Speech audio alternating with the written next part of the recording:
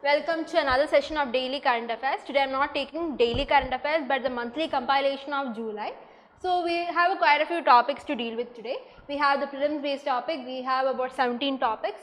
Mains we have about 6 topics. Now moving on to the first question, it's about National Research Foundation. I have already told you about the National Research Foundation. So National Research Foundation is one of the key recommendations of the National Education Policy 2020. It is to increase India's investment and research and development from about 0.7% to 2% of GDP. It ensures the allocation of about 50,000 crore to be spent in the next 5 years. Now this is one of the criteria of the National Research Foundation bill. So the second statement is correct. The first statement also aims to increase India's expenditure in research and development, because compared to other countries like US, China, South Africa and all, they actually give out 2 to 4% of the GDP for research and development alone. But in India, with growing rise of India in the economy, just about 0.7% is allocated for research and development in India. So this whole, the first statement and both the statement are correct, and statement 2 is the correct explanation for statement 1. So option A is the correct answer. Moving on to our next question. Cas9 is a CRISPR-associated protein 9, a system for gene editing tool. It can add, remove or even alter specific DNA. Statement 2, therapy cloning is possible via gene editing. Both the statements are correct. Cas9 are molecular scissors with which we can edit our gene. If there is an undesirable gene which causes a disease or something, we could edit that gene. We can cut the gene and then remove and add a suitable gene pattern to it. Therapeutic cloning is the cloning of sheep or human beings with the same pattern with the desirable everything for the therapeutic cloning. We can, like, the cloning method is used in the case of transplantation. If we want organs with our correct biometric systems and all, this therapeutic cloning is used. So both the statements are correct, and statement 2 is the correct explanation for statement 1. Moving on to our next question, precision agriculture, we can also state it as smart agriculture. Smart farming is a scientific endeavor to improve the agricultural management by the application of which of the above. It is the latest agricultural tool and equipment. Precise agriculture is the use of good quality seeds, or by the application of information technology and satellite based technology, use of good and powerful extension strategies. Precise agriculture is smart farming, which we use our Internet of Things, artificial intelligence, where we are using satellites based developments or the drones to monitor the growth of a field and control the pests. So it's basically the application of information technology and satellite based technology. That is what precision agriculture is called. Now moving on to our next question, consider the following statement about Trans-Pacific Partnership. It is actually an agreement among all the RIM countries except China and Russia.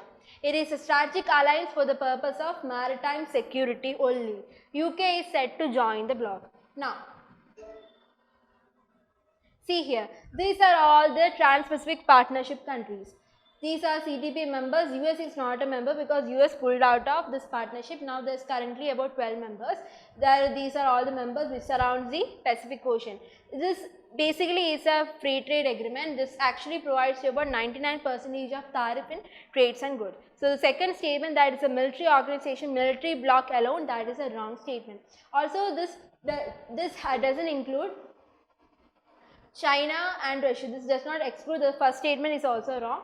UK is currently set to join, as UK exited from European Union, that is a Brexit.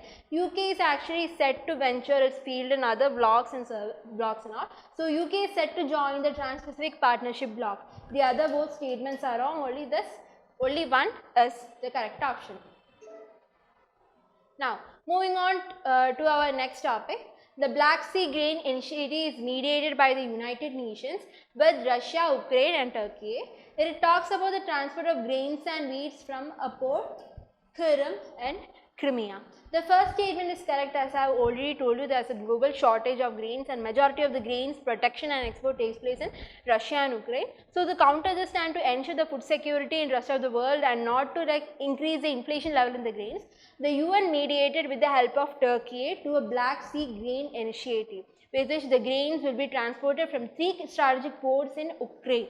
Okay, that does not include Port Krim. and it would be transported to the rest of the world. Now this is what the Black Green Initiative, it talks about 3 ports, the Odisha, Kornamosk and Units ports. Now this is where the Odisha port is and the other 2 ports come here. This is the Crimea, Sea of Azov, this is the Kerch Strait. Recently Ukraine has bombed this Kerch Strait, which is the only land route connection from Crimea to Russia. Thus to retaliate this, Russia moved away from this Black Sea Grain Initiative and also bombed this Odessa port, which actually caused a little bit of lag on how the grain distribution goes around the world. Now there is rising inflation in grains.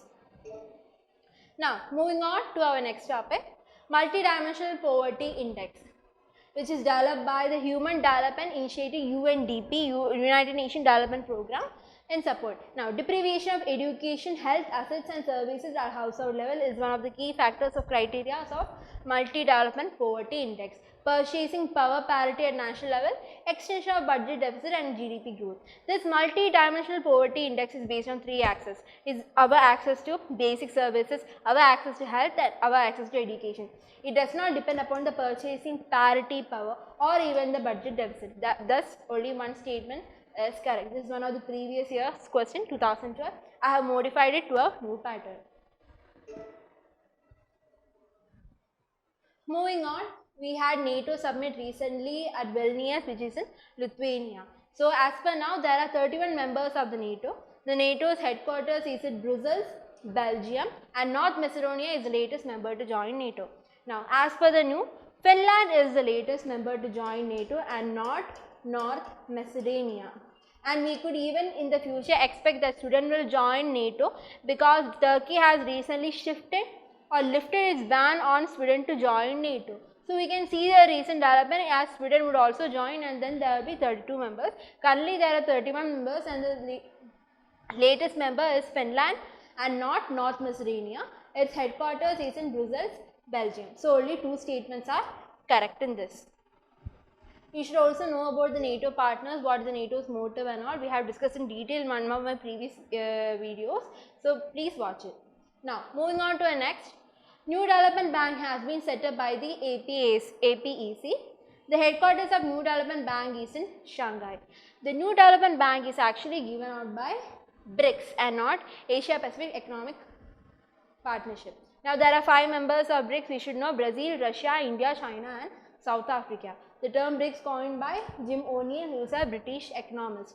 We constitute about 41% of the global population, 24% of the global GDP and 16% of the global trade.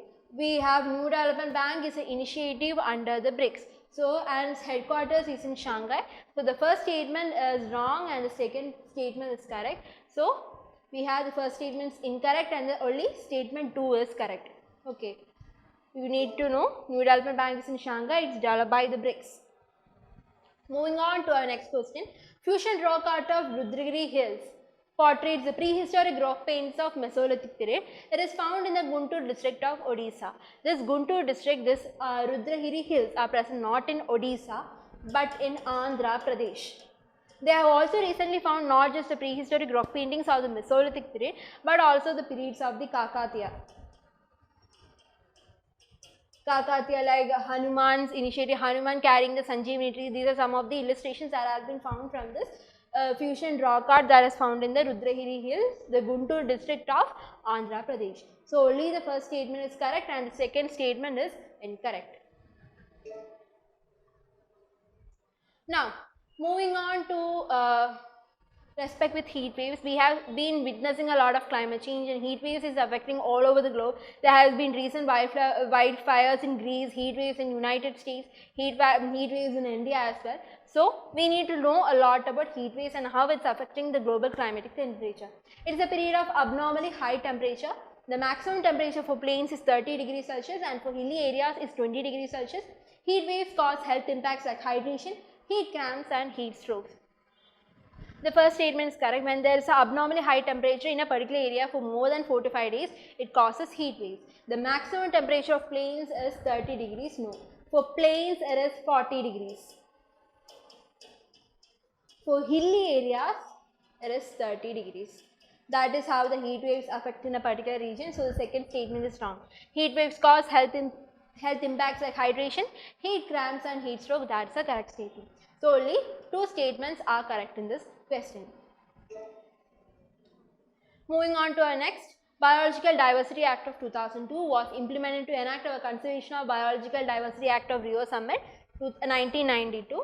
The Biological Diversity Bill of 2023 exempts registered AYUSH practitioners from giving prior intimation to state biological boards SBB for accessing biological resource details.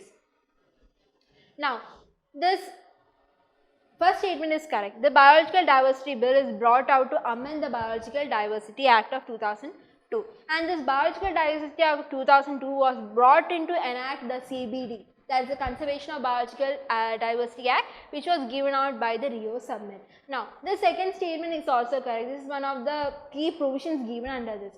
This Biodiversity Amendment Bill is brought out to boost our Indian medical system, increase the transport, increase the research and the patent application, because India is lagging behind our patentship, and also decriminalize certain provisions, like there was changes brought under the India's ratification from Nagoya Protocol, allowing the foreign investment, research and development, also exempting AYUSH practitioners from giving prior intimation to SBB. So both the statements are correct, and statement 2 is the correct explanation of statement 1. With regards to Bharat stage norms, which we took in detail yesterday, the Bharat stage norms, which of the following statements are correct? Under the Bharat stage norm, that's the BS norm is the Bharat stage norm, emission of only NOx and unburned hydrocarbons are identified under this. BS norm 4 has already been implemented all over India. India will skip the BS 5 norms and directly move on from the existing BS 4 to BS 6 norms. The statement 3 is correct, statement this is wrong and this is correct. Only 2 statements are correct. Now, BS norm, Bharat stage norms is for standard for pollution. The pollution does not only occur in the case of nitrogen oxide or for hydrocarbon. There is particulate matter, there is sulfur dioxide, and there are a lot of other pollutants. So, this BS norms is not just only for this two. So, the first statement is wrong. BS, there from like about 2000 we have been implementing the Bharat stage norms 1, 2, 3, 4, but we skipped the 5 because there was rising pollution in all over India. Thus, we skipped the 5 and moved on to 6 to control the pollution in like key cities like Delhi, Kolkata, Chennai and all, and now it's implemented all over India. The Bharat stage 4 also covers all over India. So, only 2 statements are correct under this. Moving on to our next question.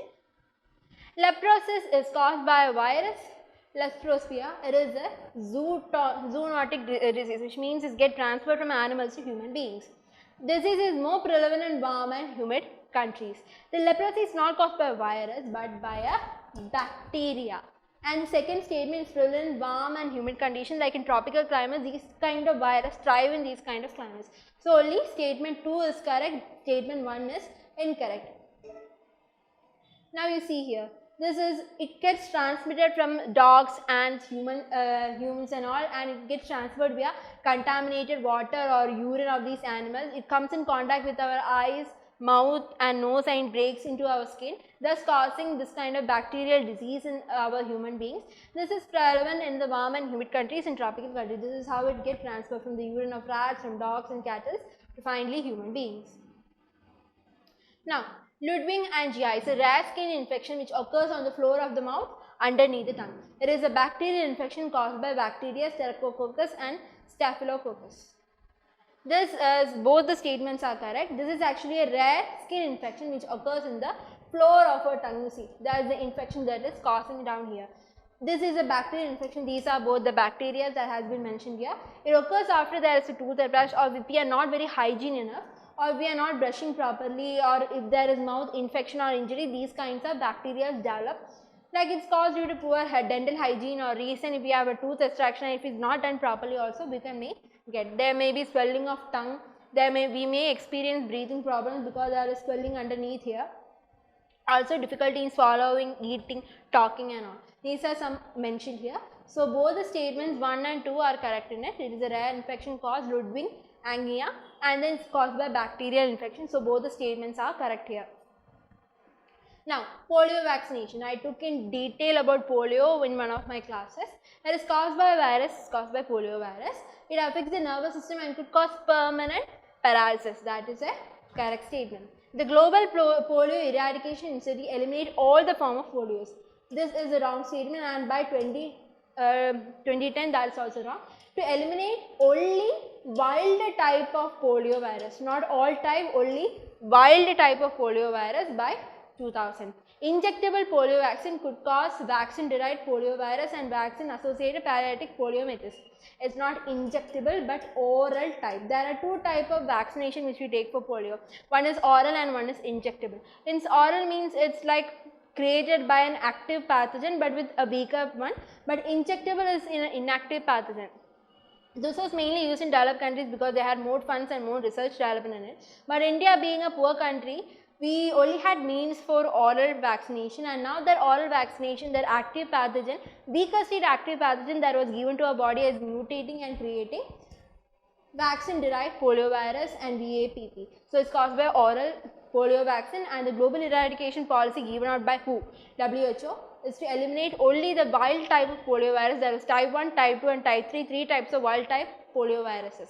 Now, thus only one statement is correct. This causes permanent nervous system and cause permanent irreversible paralysis. Now, tuberculosis is the deadliest infectious disease caused by a bacteria called Mycobacterium tuberculosis. The multi-drug resistant tuberculosis is a strain of TB that cannot be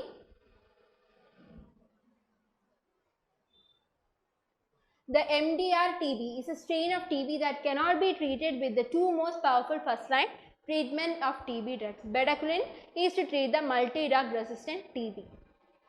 Tuberculosis, as the first statement says, is the deadliest infectious bacterial disease that is caused by Mycobacterium tuberculosis. So, the first statement is correct. Also, with the tuberculosis drugs, there is first line of drugs given and the second line of drugs given. So, even with this first line and second line of antibacterial drug that is there, this multi-drug resistant tuberculosis, that tuberculosis is not going away for some persons. That is why it's called the multi-drug resistant tuberculosis.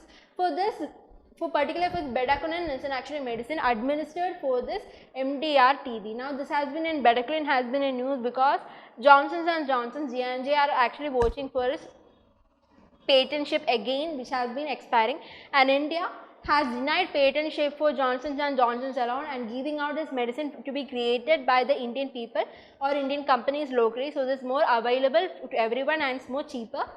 Unless if it's taken by Johnson & Johnson, this bedaquiline medicine for this treatment would be very costly. So, that is the background news on that. This is our last prelims topic. DPT vaccine coverage in India has been increasing consistently to reach 93% coverage in 2022. Pertussis is also called whooping cough. Now, we need to know what is DP and T. DPT is diphtheria, pertussis and tetanus. Diphtheria is actually highly contagious. It's a bacterial disease that causes inflammation on our mucous membrane. It actually forms a false membrane and in the throat and hinders our breathing, in swallowing, breathing process and even eating. So, it actually could also cause potential fatal heart disease and nerve damage also. Pertussis is whooping cough. You are coughing and coughing and coughing. It could cause violent coughing and also even vomit. That is something which is caused by pertussis. Tetanus is lockjaw. The disease affects our central nervous system and making motor functions difficult, causing painful muscle contraction. That is what is called tetanus. Is also called as lockjaw. Pertussis is also called as whooping cough. So, the first statement, DPT vaccine coverage in India has been increasing consistently.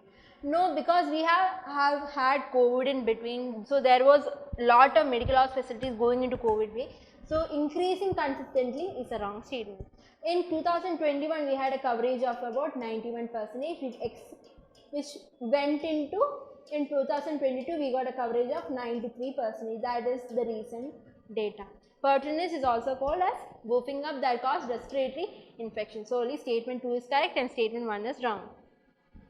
So, that is all in our prelims. Now, we are moving on to our main set where I have 6 questions lined up in mains.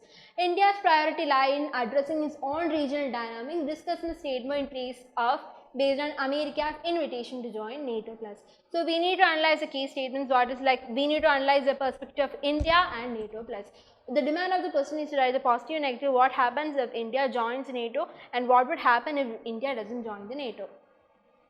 We know the NATO, there are presently 31 members. So what is NATO plus? NATO plus actually is the plus countries of plus 5 countries like Australia, New Zealand, Japan, Israel and South Korea. Their main is a global defense cooperation and particularly against the Chinese Communist Party. Thus, focus of NATO plus is clearly containing the rising growth of China in the Indo-Pacific Ocean region. Now, merits of joining NATO plus, like it's a very big military organization. So we have a lot of growing security challenge. We have geopolitical challenge and border issues with China. We have to maintain the maritime security in India as well. So it's a growing regional security. Like if India is in partner with the NATO, as per the NATO charter, if India or member gets attacked, then all the NATO members would come to aid of India. So that's why with growing regional security, we will be under a security umbrella. Also, we can gain access to advanced military technologies. We could gain access to our intelligence sharing platforms, internet operability and so on. It actually will, getting all this advanced military technology would strengthen India's defense capabilities. But what are the demerits? It would actually annoy Russia and China. China, even we have clash with it, we want to solve the problem with China bilaterally. Russia has been an all-weather friend for us since 1971. We have signed the Treaty of Friendship with them. Russia is there with us in our trade, in our space program, scientific program, military developments, everything. Russia is there with India. So if we are joining NATO plus, is actually gonna annoy both Russia and China. Russia has been useful in dealing with regional security challenges in India and importantly moderating the stance we have with China. We are also having a military framework, like India gets dragged onto every military issue that the NATO has. Like we don't want that. We have our own privacy. We have our own strategic autonomy. We don't want another organization telling us or detailing us how we should work over India, what should be the military obligations of the India, what kind of relations India should have with the other countries. So this will actually affect our strategic autonomy. And also India's priority doesn't lie there. India just wants to maintain our regional dynamics issue, like we have border conflicts. We want to end terrorism. We want to contain the regional conflicts. So these are some of the priority areas that India wants to address. And not joining NATO plus is, it's best that India remains a neutral, because India is a partner or in touch with both the US and the Russia. So it's better India becomes a neutral partner than join NATO plus. Now, moving on to our second question.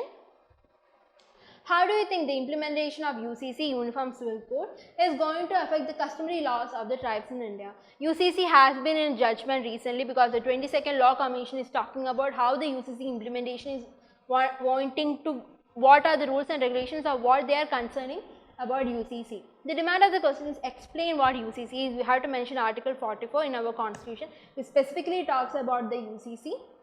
Or you can also give an example about the tribes, how it affects. Particularly the question is about what the tribe is. It's a part of the tribe. Then conclude with any recent judgment. Now you see, I'll talk to you about some northeastern tribes and all which has a particular strategy or particular type of law under them. In case of Jharkhand, most of the tribes in the Jharkhand, they have a patrilineal line of succession. In Oran tribe, which is particularly in Jharkhand, they can't claim, the woman can't claim their father's property, but they can claim their husband's property. But if the husband, in Munda tribe too, women can inherit the property, but if the husband dies, that property goes on to their son, but not their daughter. So the legislation, some like PESA Act, we have Santal Paragan's Tenancy Act, is actually affecting the laws of customary laws of the Jharkhand as well. In Northeast and also in Nagaland and Mizoram, they want the protection of Article 371A and 371G. If UCC is enacted, this is actually going to tussle with the 6th schedule created under this. In Assam also there is Bodo community, they inherit duty bound perfection from the last right. Like if they are to inherit, they should take care of the parents or somebody who is present there. If they are taking care only, then they will be getting the inheritance. So these are some of the cases in Assam. In Arunachal Pradesh also there is community based dispute settling in Kebang system.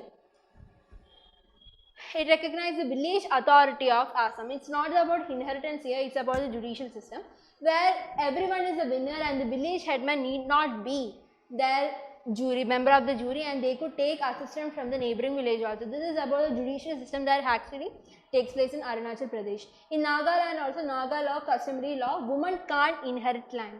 They can participate, they practice patriarchal customary. And also thus the tribal organization Nagaland stated one code for one country undermines the constitution. This is what the tribal organization of Nagaland stated. Implementation of UCC is not going to be viable with the customs of Nagaland. In Meghalaya also we can see 3 tribes like Garo, Khasi and Jaintia. They have their own customs. Their right of inheritance is different. Like in Khasi community, the inheritance goes to the youngest person or the youngest daughter. So she has to take care of her parents and look after the other family members to get the inheritance as well. So these are some of the inheritance of different community or tribes, and you have to mention some of these to mention how the UCC would affect the customs of inheritance, of their judicial system, of their divorce, marriage, everything would be affected by the UCC.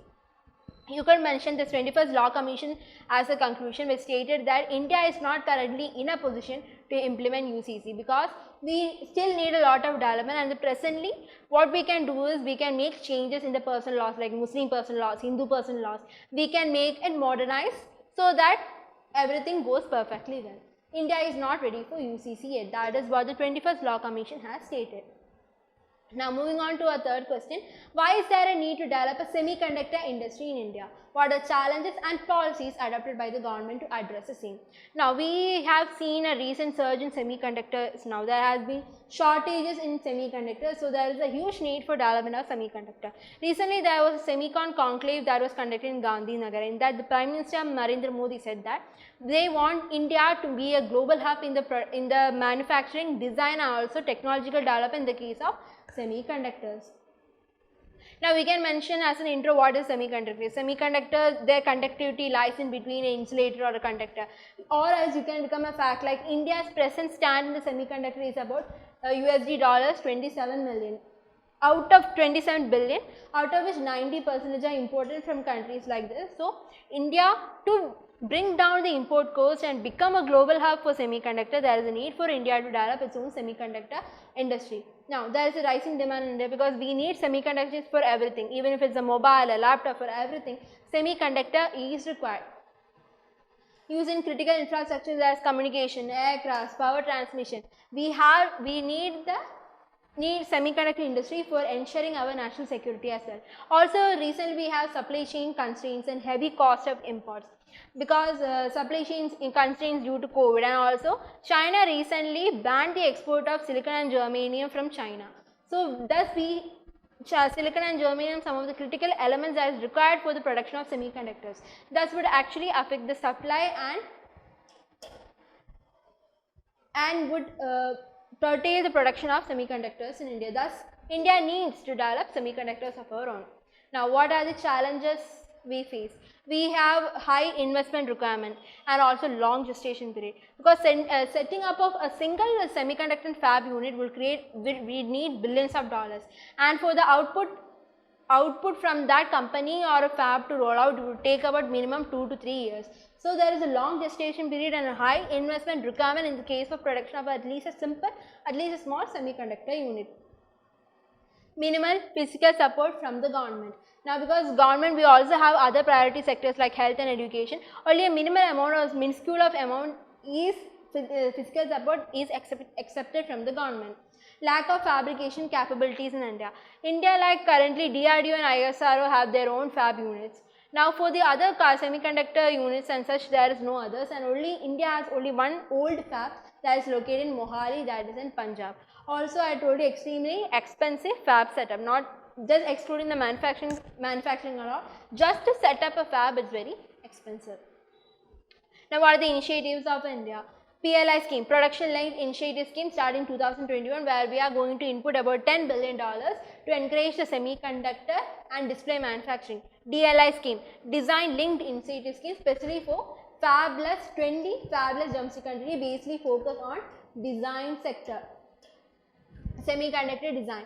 where they want to achieve about turnover of more than 1,500 crores in the next 5 years. Then scheme for promotion and manufacturing of electronic components and semiconductor. And we have the India Semiconductor Mission 2021. It gives out a total financial outlay of 76,000 crores, and also for the development of semiconductors and display fabs in India, setting up semiconductor fabs, and also about we are giving 50% financial support of the production cost for setting up semiconductor or design fab in India. So these are some of the initiatives that India has taken in case to promote the semiconductor industry. We have a production linked initiative, design linked initiative, just focusing that we need to create about 20 fabless, that is design based companies in India. Now moving on to a fourth question. Highlight the provisions of Data Protection Bill 2020. What are the concerns raised regardless? So the Data Protection Bill has been in great depth in news recently. Now for introduction, we can give like European Union has a standard of General Data Protection Law, which is actually considered as the most stringent data protection law in whole of the world, and every country takes this particular law as a base for creation of their own laws. So we can actually quote that in our introduction. Or we can actually say a Puttaswamy judgment that came out in 2017, giving the right to privacy. This data protection is also a part of the right to privacy of Article 21. You could also give out this judgment. You could either give out the General Data Protection Bill law or the Puttaswamy judgment. What are the main features? Data principle and data fiduciary. Data principle means how our individual on how our data storage is taken place. Data fiduciary is a company based on how they are going to take our data. The rights of individual in terms of information, how we want to share our information. Right of consent, we can even give the right of consent, like if we want to share the data or not. We can also withhold the consent to a particular data. And right to erase, if we give our data, we have the right to claim to them that the data must be erased as well. Creation of Data Protection Board. For this, a particular board has been created, and also it also ensures the cross-border transfer of data and data storage as well. So what are the concerns? The Data Protection Bill only focus on personal data, and it doesn't focus on non-personal data. Like if we are looking into apps and all, already they have encrypted our knowledge there. Also if we are just talking through our phone, I am talking through my phone for purchasing a book, but that input voice has already been recorded, and they started giving suggestions of the books which I haven't even typed yet. So that is some of our non-personal data. Also if I am taking a Uber ride, I don't even give my address of my home or address. I don't give my personal data, just the address of my office or something. Okay. From that app, from their office detail or the home address itself, they can get the other personal data. So some of this non-personal data is not mentioned in this bill. The Data Protection Board doesn't have any suo motu powers, which means that they know something is happening, a corruption type is happening, and there is data leakage from one particular system. But they can't take cases suo motu unless me or you go and complain. Then only they can take the case. Also, some of the information has been exempted, that is mentioned in section 8.1. In that section exemption, one particular act like section 1J, which actually exempts personal information, privacy of the individual from it. This category has been misused a lot. This is determined by the acid test. If a particular information of a person is not available to the parliament, it is not also available to a person. This particular criteria or has been misused by a lot. So that is some of the concerns about this Data Protection Bill. Now you have to write also a suitable conclusion on how we can effectively control or we can bring out effective data protection. Now moving on to fifth topic, explain the role of gig economy in the process of empowerment of women. Now this is a previous year question. Specifically we have to talk about gig economy on how it would change or impact a woman. Introduction, you can explain what is the gig economy, and in the role we can say that the gig economy work, it's mean like I am working a gig. I have flexibility of work, there is diversion of works available. You can be a teacher, you can be a contractor, you can work in app-based platform like Swiggy, Zomato. We have flexibility and diverse job opportunities in the field of gig economy. And thus this would actually empower the woman as well. They can get diverse job opportunity. They can actually choose work from home as well. If they are mothers, they can actually choose the flexibility of work, so they can both work and take care of the family as well. And also reduces the gender stereotypes. Now what are the challenges? There is digital divide. Men use more digital than women, and also there is a wage gap ensuring between a men and a woman. About 20% wage gap still exists now between men and women. There is no social security. You don't get insurance or PF. There is no social security. If you take leave, you don't get the money at all. You don't have accidental insurance or health insurance such that. So there are some challenges in regarding gig economy. Now in conclusion, you can state that Rajasthan actually brought out a platform based gig workers registration and welfare bill. This is one of the first kinds of bill that has been introduced by a state government in India. This could actually be a reference to our national government. So this actually talks about giving social security to people and all. Social security, it also ensures some of these challenges to be resolved from this gig workers bill as such. This is our last question, mains based question. With the growing impacts of waste and pollution, how does the circular economy offers a more sustainable and resilient alternative to the traditional linear model of economic growth? In here, we need to explain what is circular economy. We need to draw a diagram and tell what circular economy is, and also mention India's initiative. So this is the circular economy. It is actually products here are designed for durability, reuse and recyclability. You see the diagram here. We are actually producing such thing that there can be reused in further, or else if we are just producing, everything is stopped in a waste process and we are generating more amount of waste. So circular economy means that if you are producing something, that compound should have more life and durability and such that the compound can be reused again, okay, and that can be recycled and reused again.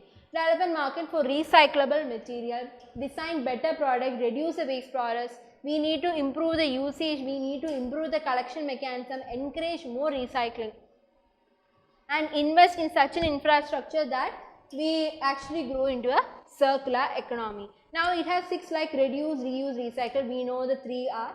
Apart from this, we have refurbish, recover and repairing. Thus, we are transmitting this economy from a take, make, waste paradigm to a reduce, reuse and recycle. That is what the circular economy is about. So, what is India's initiative under the circular economy?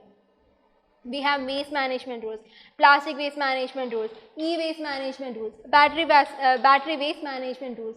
We have a target of how the standards and the waste has to be disposed in the case of manufacturers, producers, importers and consumers. Along with that, EPR.